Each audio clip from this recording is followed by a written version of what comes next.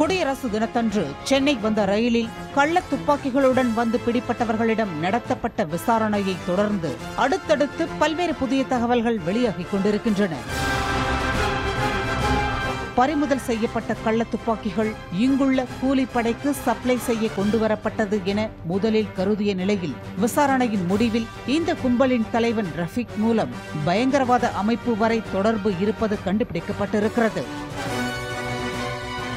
ரஃபீக்கின் கூட்டாளிகள் பிரதீப் மற்றும் கமல் இருவரும் மேற்கு வங்கம், வங்கதேசத்தில் உள்ள பயங்கரவாத அமைப்போடு தொடர்புடைய சிலரிடம் இருந்துதான் கள்ள நோட்டுகளையும் கள்ள துப்பாக்கிகளையும் வாங்கி வந்துள்ளனர் என்பதை உறுதிப்படுத்தியுள்ள சிறப்பு புலனாய்வு குழுவினர் கொண்டுவரப்பட்ட கள்ள துப்பாக்கிகளை தமிழகத்தில் உள்ள அடிப்படைவாத அமைப்பினருக்கு சப்ளை செய்திருப்பதையும் உறுதிப்படுத்தியுள்ளனர்.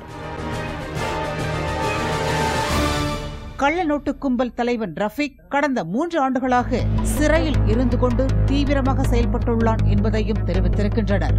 கள்ள நோட்டு வழக்கில் கடந்த 2014ஆம் ஆண்டு சிபிசிஐடி போலீசாரால் கைது செய்யப்பட்ட ரஃபீக் பாகிஸ்தான் உளவு அமைப்பிற்கு ஆதரவாக கள்ள நோட்டுகளை புழக்கத்தில் விட்டதை உறுதி செய்து அப்போதைய தேசிய புலனாய்வு முகமை அதிகாரிகளால் கைது செய்யப்பட்டான்.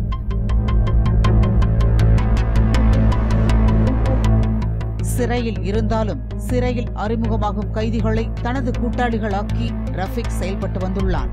அதே வேளையில் ISIS பயங்கரவாத அமைப்பின் தமிழக ஒருங்கிணைப்பாளர்களில் ஒருவனாக கருதப்படும் சிறையில் உள்ள காஜா மைதீனுடன் ரஃபீக் தொடர்பில் இருந்து கொண்டு தனது கூட்டாளிகள் மூலம் ISIS அமைப்புக்கு நிதி திரட்டும் நடவடிக்கையிலும் ஈடுபட்டுள்ளான் என்பதும் விசாரணையில் தெரியவந்துள்ளது. ரஃபீக்கின் கூட்டாளிகள் மூலம் ஏற்கனவே பல கள்ள துப்பாக்கிகள் அடிப்படைவாத அமைப்பினரிடமும் கூலிப்படை கும்பலிடமும் சென்றடைந்துவிட்டது. இது குறித்த தீவிர விசாரணையில் தமிழகத்தில் கள்ள துப்பாக்கியுடன் பல முக்கிய நபர்கள் சிக்குவார்கள் என எதிர்பார்க்கப்படுகிறது.